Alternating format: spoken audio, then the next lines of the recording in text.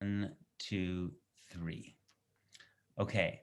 My name is Peter Beinart. I am a non-resident fellow at the Foundation for Middle East Peace. This is another installment of our podcast, Occupied Thoughts. I'm really thrilled to be joined today by the journalist Nathan Thrall to talk about his really important new essay in the New Review Books called A Day in the Life of Abed Salama.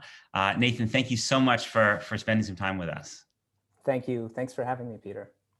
So this is really an extraordinary piece. I mean, I've sent it to a lot of people and basically just said, if you read one thing about the occupation, about what it means in people's lives and how it came to be, just read this piece. It's long, but if you read it, you will come away with a really remarkably kind of holistic understanding. And it's also a very powerful human story. So maybe you can just start by talking a little bit about how you came to know about this story and decide to tell it. Thank you. Thank you for sharing it. And thanks for saying that. There's kind of a micro answer to how I came to write the piece and a macro answer. And the macro answer is that I'd been working at an NGO called the International Crisis Group, a conflict resolution organization, for approximately 10 years, based in Jerusalem and overseeing a small team of analysts. And I came to the conclusion that change was not going to come about through the kind of work I was doing at the International Crisis Group, which is basically writing highly detailed reports filled with political analysis and interviews with top officials and their advisors. These were read by policymakers, admired by policymakers, read by some journalists as well. And I became convinced that actually that was not the most important work that needed to be done.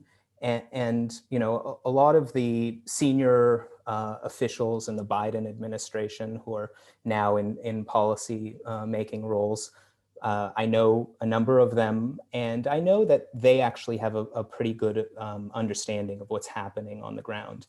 They don't need a ton of convincing by me of what the real situation is. However, they have no incentive to do anything about it. And I don't think that they will do anything significant about it. And the reason that they won't is because the incentive has to come from a strong political constituency in the United States that is demanding a change. And that strong political constituency just doesn't exist. And it doesn't exist because the American people are largely ignorant of what's happening here and what a moral catastrophe it is, and the degree to which they are not just complicit in it, but partially responsible for it. And I think that most Americans, when I say most Americans, I also mean most members of Congress, they're just simply ignorant, and they would be horrified if they actually knew what they are responsible for, what they're complicit in, what they're paying for. And I concluded that the only way to really bring about change here was through changing public opinion of ordinary people and their representatives in Congress. And the way to do that is really to tell human stories that can be read by a large number of people and understood by a large number of people, and really bring home in an emotional way what the reality is here that Americans are helping to sustain. So the macro answer is that I decided to leave the International Crisis Group and stop trying to influence an elite group of policymakers who I think actually don't need any convincing, and switch to writing full-time and work on bringing stories to the public so that they have a better understanding of what they're supporting. And the micro answer is, I lived here at the time of the crash. I was actually working at Crisis Group. I was on my way. It was the birthday of one of our research assistants, Suher Freitich. She was delayed by the crash. She and I were going to go do a number of interviews in Hebron that day. And it was a horrific event, and people knew, people who are here remember it. Nathan, maybe you want to step back for a second, just for people who are not familiar, just say what the crash. Oh, I'm sorry. Yes. So my piece, it focuses on a tragic accident of a school bus in the West Bank that was carrying a group of kids who were from an enclave that's surrounded on three sides by the separation barrier, the 26-foot high concrete wall, and on a fourth side by a stretch of the Eastern Ring Road that has become known as the Apartheid Road because it has segregated lanes for Israeli and Palestinian traffic, and that road itself has a large wall running down the middle of it, so that forms the fourth wall of this enclave. The enclave contains both unannexed territory, which is most of the town of Anata, and it contains annexed East Jerusalem, both within the same enclave. So roughly running down the middle of it is the dividing line of municipal Jerusalem. But all these people live together. They're parts of the same families. Some of them have the green IDs of Palestinians in the West Bank. Some of them have blue IDs of Palestinians in West Jerusalem. I'm sorry, of Jerusalem. And so the school that these kids attended was filled with students with both green IDs and blue IDs, ones who are ostensibly in the sovereign state of Israel within the annexed territory of Israel, others who are in the ostensibly temporary occupation. And so a tragic event occurs with a crash with this bus, and that's the kind of the center of the piece. And I explore all of the ways in which the history of this conflict shapes and informs one father's search for his son on the day of that crash. So just to return to what I was saying before, people remember this event. It was a horrific event. And more recently, I was about to write about annexation because the annexation debate was raging in 2020. It appeared imminent that annexation was going to happen in June or July, or rather in July. And I found that the annexation debate was just totally at odds with the reality on the ground. And there were people who were running around saying that if Israel annexed even a square inch of territory, all of Israel would become an apartheid state, as though Israel hadn't already annexed territory in 1967. And there was this kind of notion that there was a separate, Israel within the Green Line, or Israel within the Green Line plus annexed East Jerusalem, that was totally separate and from the unannexed territory of the West Bank. But in fact, there are all of these places that are totally orthogonal to our understanding of what's annexed and what's not. So there's territory beyond the separation wall that is officially annexed sovereign Israeli territory of East Jerusalem, but entirely neglected by the state. There are parts of Israel within its pre-1967 borders that are officially part of Israel that are also neglected by the state. I'm talking about, in particular, the most extreme cases, the Bedouin communities in the Negev. And there are communities, Israeli Jewish communities inside the West Bank that are not formally annexed, but are, integral parts of the state of Israel and feel like they've been annexed a very long time ago. And so our whole discussion of, the consequence of formal annexation, I felt, was entirely misguided. And I began to look for a human story that took place in one of these locations that would really illustrate how at odds our understanding of what is sovereign Israel and what isn't sovereign Israel is. It was by looking in one of those places, one of these enclaves that's formally part of sovereign Israel, but on the other side of the separation wall, that I was reminded of the story of the crash. And as I began to research it, it happened that the longtime babysitter of my children, since my middle daughter was an infant, she's now 6, and she's a beloved member of our family, basically. She told me, I have a relative. He's not a particularly close relative, but his son actually passed away in this crash, and here's his phone number. So I reached out to him and spoke to him and was very moved by his story.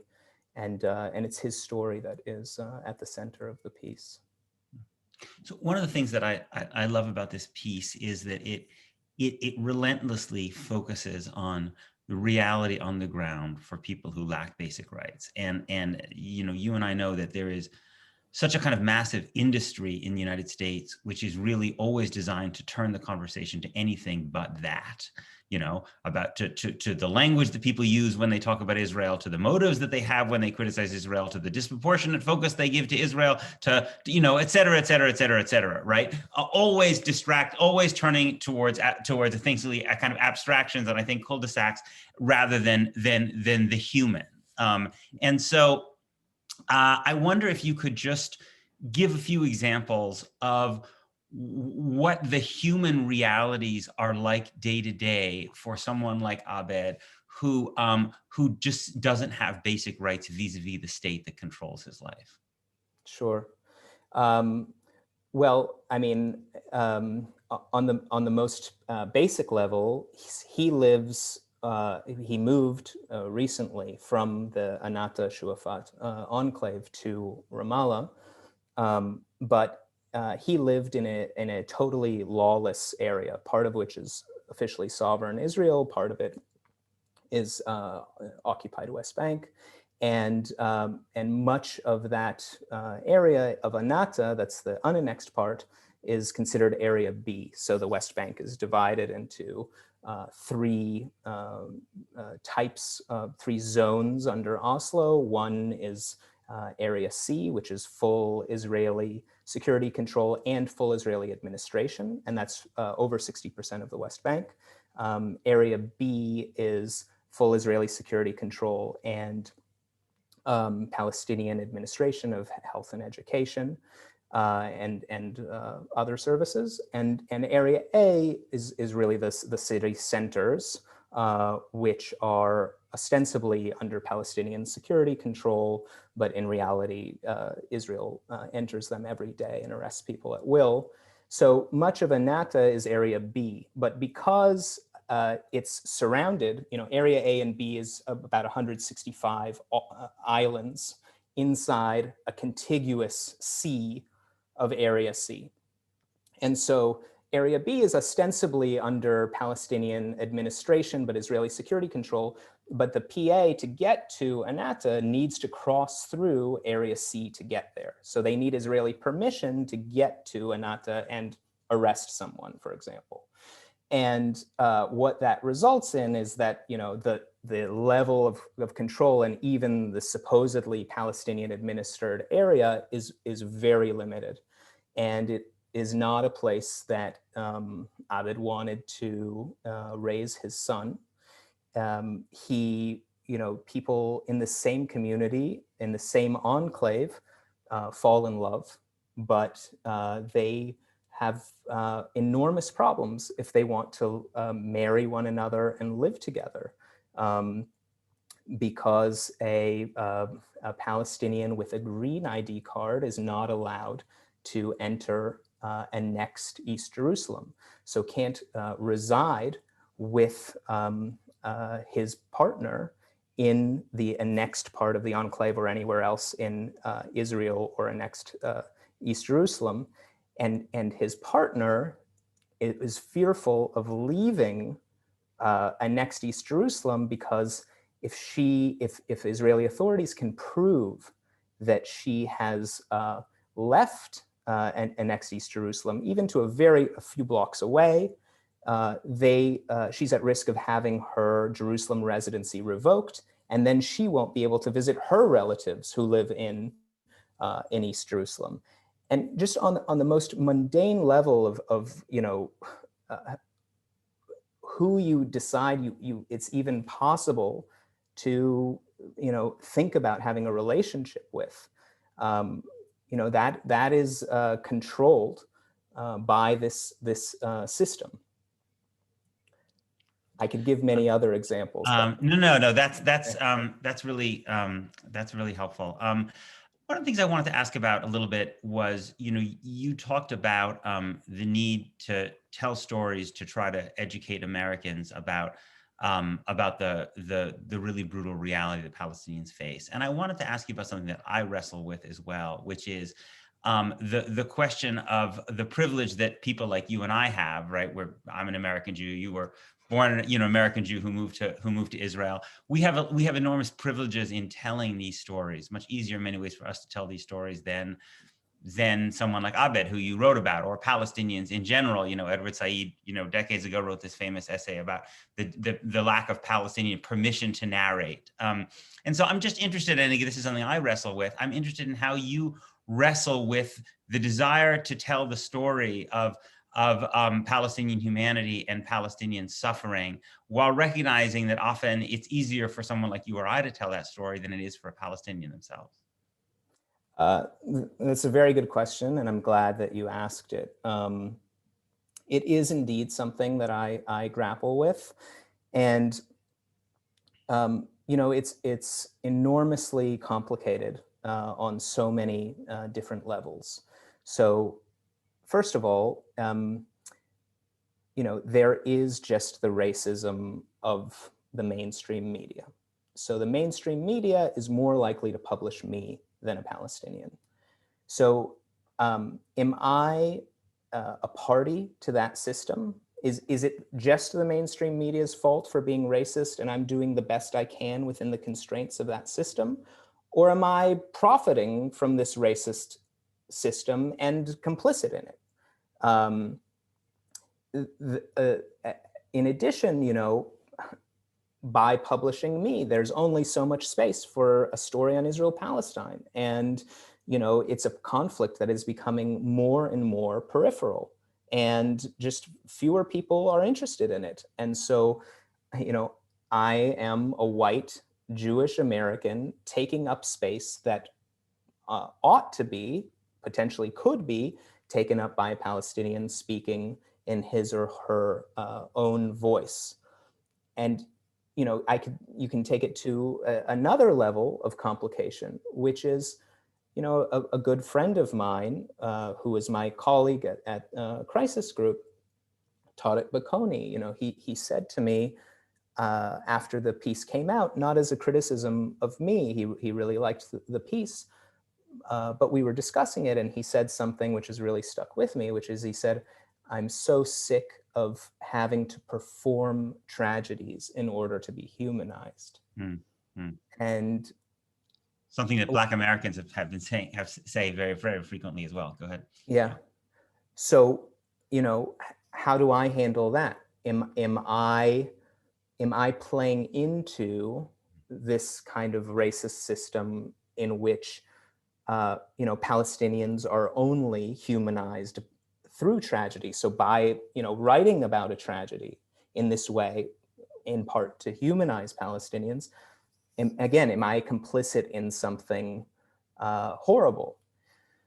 And I don't really have answers to all of these questions. There are definitely things that I think about, and it's obviously it's painful to me if a Palestinian, and I have heard it, that Palestinians offer these criticisms of me, and it makes me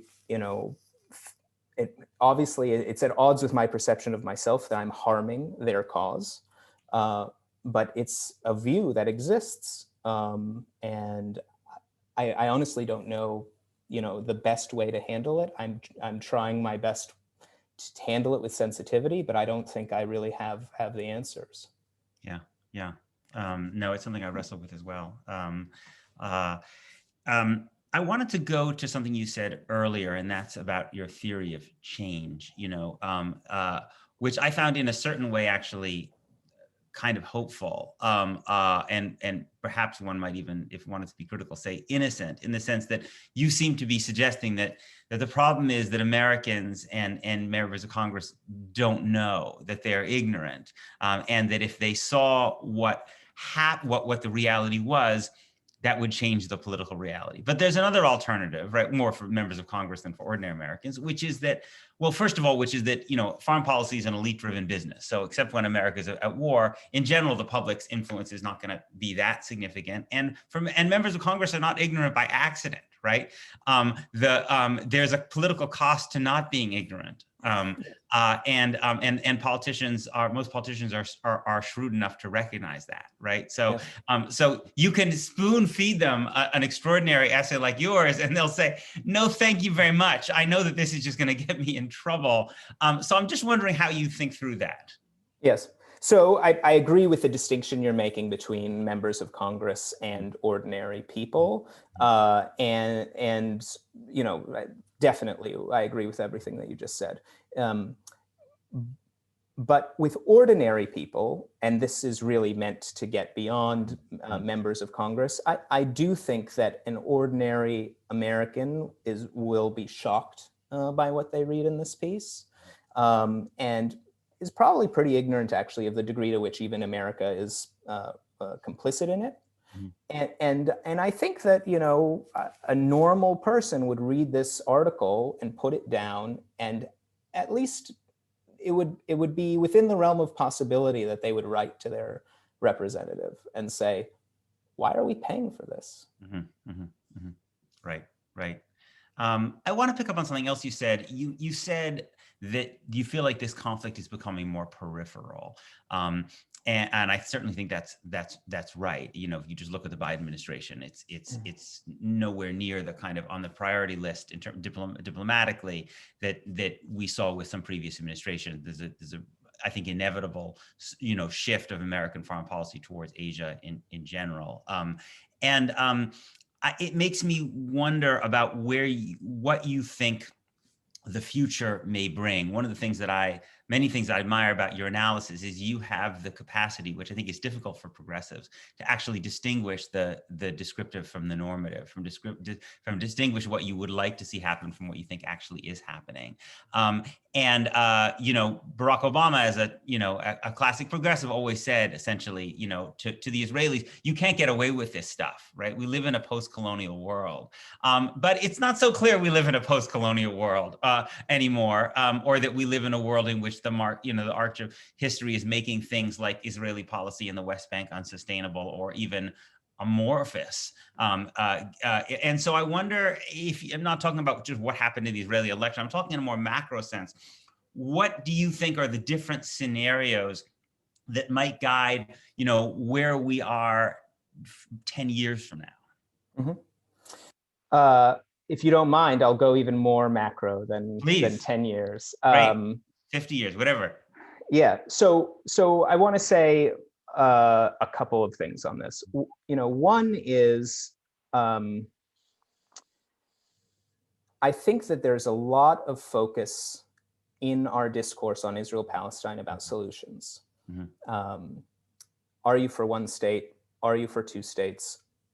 The real problem is that we proposed two states without sufficient confederal ideas within it. There's just an endless stream of op-eds about why we don't have Israeli-Palestinian peace because of some factor that was neglected in the past. And my view is there is no solution on the horizon. There's no one state on the horizon. There's no two states on the horizon. There's no confederation on the horizon. What's on the horizon is the present of horrible ethnic domination. And that is what I foresee for much more than 10 years into the future. And the moment that we're in, I do think is unique in one respect, which is that today that's almost a point of consensus. You know, the International Crisis Group and the Center for New American Security both put out papers timed for the incoming Biden administration at the end of last year. I believe Brookings did as well, you know, and figures from, you know, members of the current Biden administration all the way to Trump's ambassador to Israel, David Friedman. All of these people are saying in one form or another the same thing, which is there is no solution to this conflict in the foreseeable future.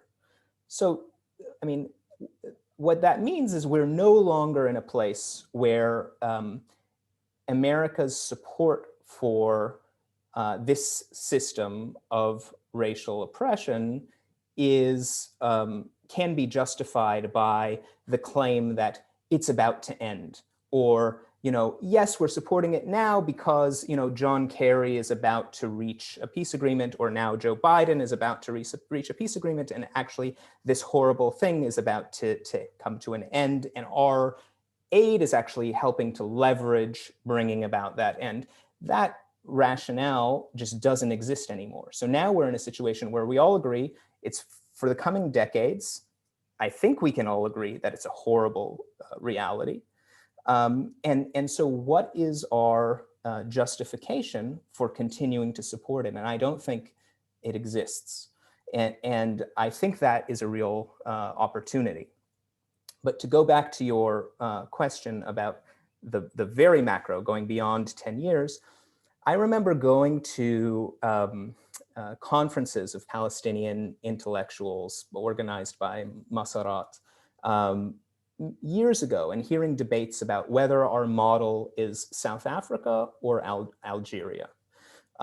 Which one is the appropriate model for Palestinian liberation?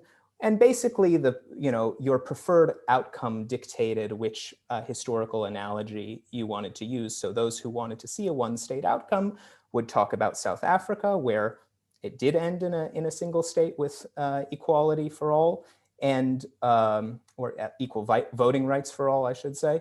And the two-staters were largely referring to Algeria, where you had a withdrawal of the colonists.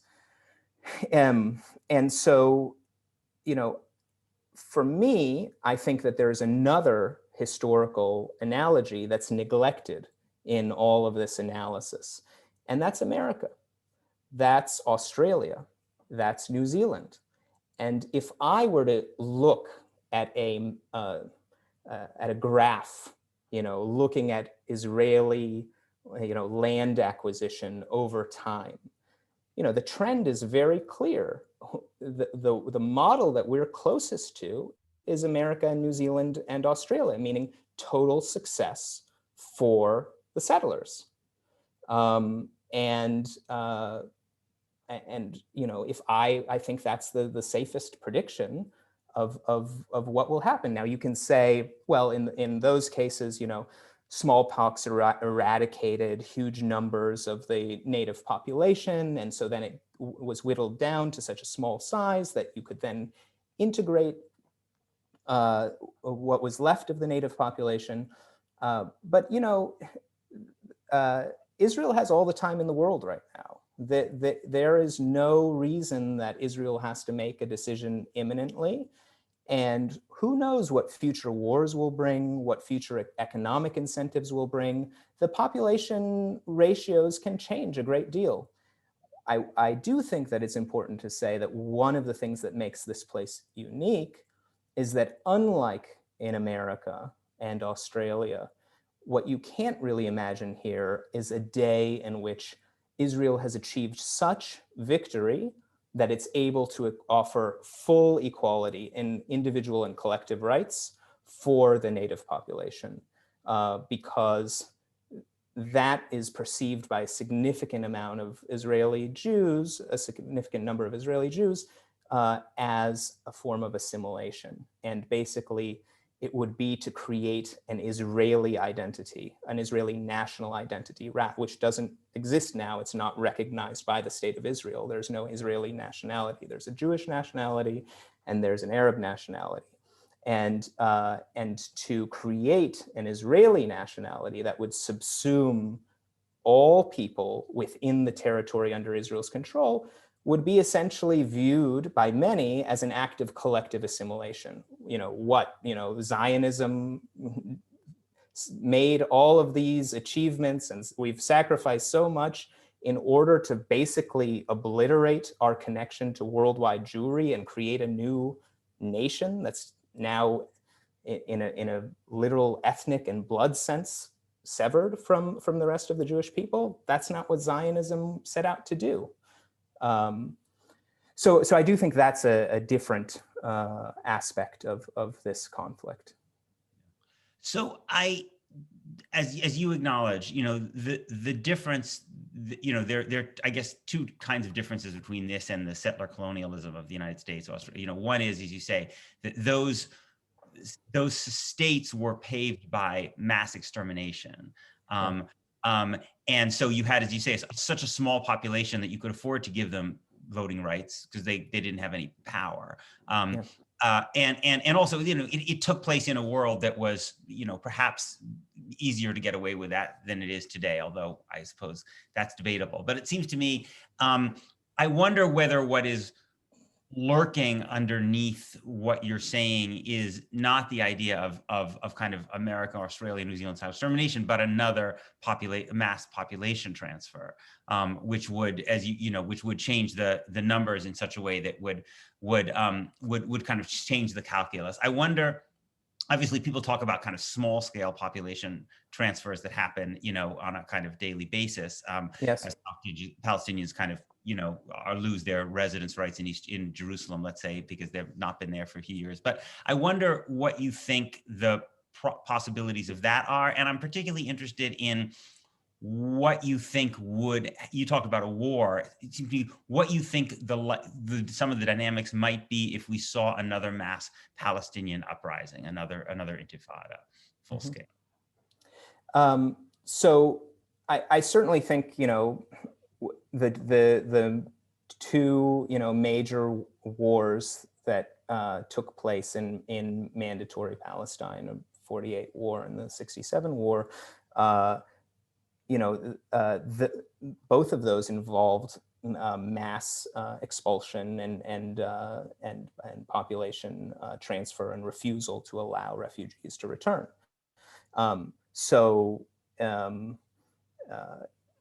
If there's another war, could that happen a third time? It seems to me entirely plausible. And again, as you say, they're the kind of daily incentives. There's, just people want opportunities for their children, and people go and they study abroad and they don't come back. So I think it's entirely possible that we would have more population transfer in the future. And what about the the more hopeful possibility, which is that there is a mass Palestinian movement that Israel can't put down? Oh, sorry, I didn't answer the second part of your question. Yes.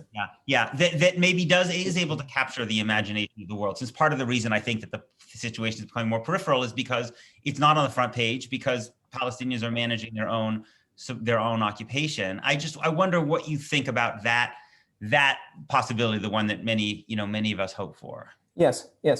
I believe that outcome is, at some point inevitable. I mean, that there will be some kind of Palestinian uprising again.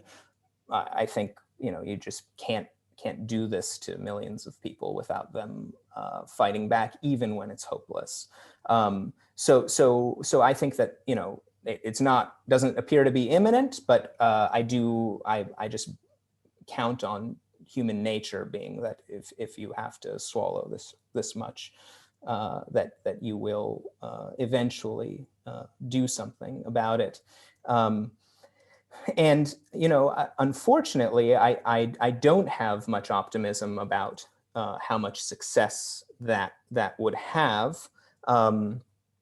First of all, I think that the more effective form of resistance requires a lot of collective action, as you saw in the first Intifada, whereas the violent one, had much less collective action. It did in the very first stages. It did.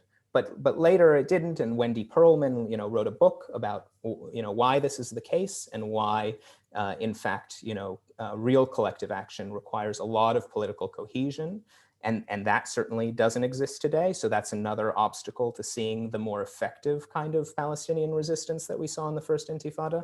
But even if we had that, I'm not optimistic that that's going to result in a resolution of the conflict. I do think that it's very likely to result in new concessions from Israel.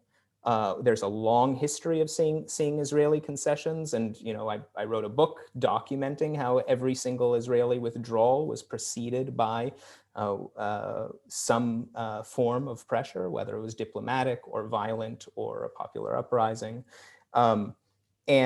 And so I do think that you can have a proliferation of new, unilateral withdrawal plans where Israel, moves, certain settlements that are east of the barrier, closer to the barrier, and you can have, certain kinds of redeployments and moves toward unilaterally implementing something like the Trump plan on the ground as a result of an uprising. But obviously, that plan is not a resolution of the conflict, and it won't end the conflict, but it could maybe end an intifada. Yeah, and I think I should say, just to make it clear, that when I certainly think about the kind of popular organized uprising that I would hope to see, it would be a nonviolent uprising, which was speaking in the language of freedom and even in the language of equality and reaching out to Israeli Jews as in the way that other great kind of moral movements have done in the United States, in South Africa, and elsewhere. Yes. I guess I wanted to ask, just the last question I wanted to ask is just a more personal question. You talked about this conflict becoming more peripheral. I think that I'm curious about what drives you to stay focused on it. I think that in a way, for folks who are on the right in the Jewish world, maybe a little bit more tribal in some ways, maybe the answers are more clear. But I think the challenge that progressive Jews inherently face is why this and not so many other terrible things that happen in the world? Why not climate change? Why not Xinjiang? Why, this, as you say, is a horrible, as you say, moral catastrophe, but it's also a fairly small scale one.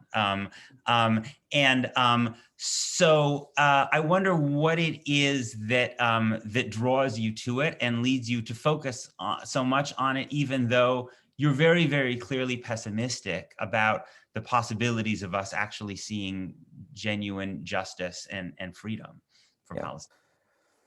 So I think there are two basic elements. One is I live here and I'm seeing it every day, and I can't not do something about it. Seeing it. Sorry, I want to hear about the others, but I mean, it's just many Israelis also live where you live and don't see it, right? So that's a choice that you've made. Yes. Yeah, I could live in a bubble in Tel Aviv and pretend that it doesn't exist. And the state of Israel is extremely successful at creating an environment for the majority of its citizens where there is no occupation. Yes, it's a choice that I've made to, it's my career. It's what I've been focused on with my life. So